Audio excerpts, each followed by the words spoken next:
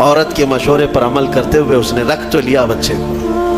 اب پرورش کی جب بات آئی، بچے کو دودھ پلانا ہے، تو دایاں کو بلایا گیا۔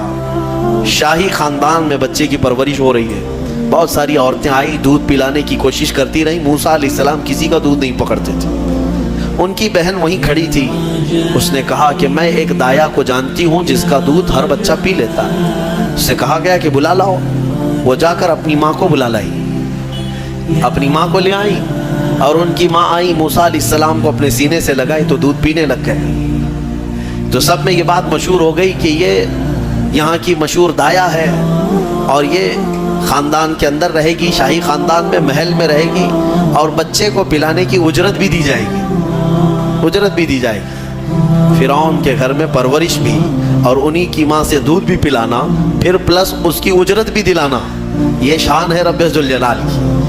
وہ جہاں چاہے جیسے چاہے پرورش فرمائے، حق کی حفاظت کرنا یہ مولا کی شان ہے۔ خیر، موسیٰ علیہ السلام فرعون کے گھر میں پرورش پاتے رہے۔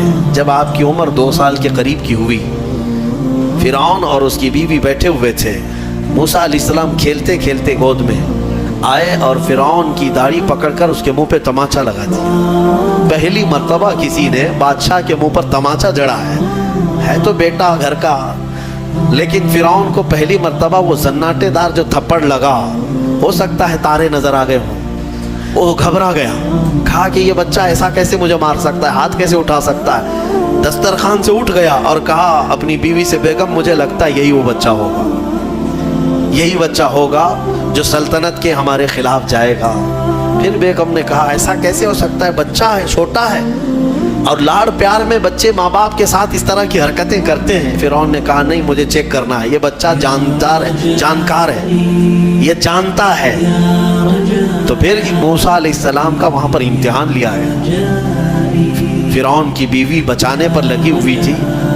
فرعون نے کہا کہ ٹھیک ہے، دیکھتے ہیں یہ کہ بچے کو سمجھ ہے یا نہیں ہے۔ امتحان کے لیے بیگم نے کہا ایک کام کرو، ایک برتن میں آگ کے انگارے دہکتے ہوئے کوئلے وہ بھی لائے جائیں، اور ایک برتن میں سفید پھول لائے جائیں۔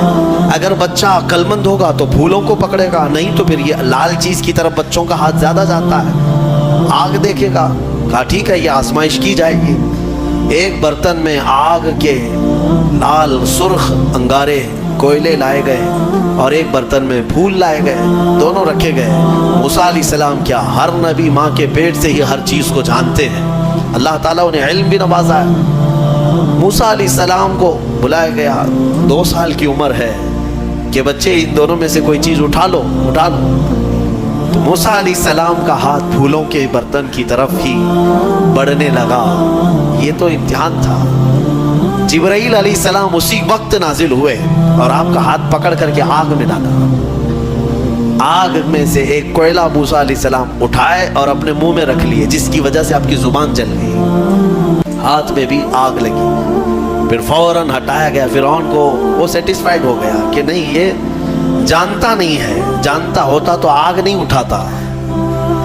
بہرحال موسیٰ علیہ السلام کو اس آگ کے کوئلے کے زبان پر رکھنے کی وجہ سے زندگی بھر اس کا اثر رہا، زبان میں زندگی بھر اثر رہا۔ پھر جوانی آئی موسیٰ علیہ السلام کی، اسی گھر میں پرورش پاتے ہوئے۔ پھر آپ وہاں سے نکلے اور آپ کی ماں نے آپ کو ساری چیزیں بتا دی کہ ہم بنی اسرائیل سے ہیں، نبیوں کا خاندان ہے، اللہ تبارک و تعالیٰ کی عبادت پر ہم ہیں، اور فرعون ظالم ہے اور وہ اپنی پرستش کرواتا ہے، اپنی عبادت کرواتا ہے، لہذا ہم فرعون کے خاندان سے نہیں ہیں۔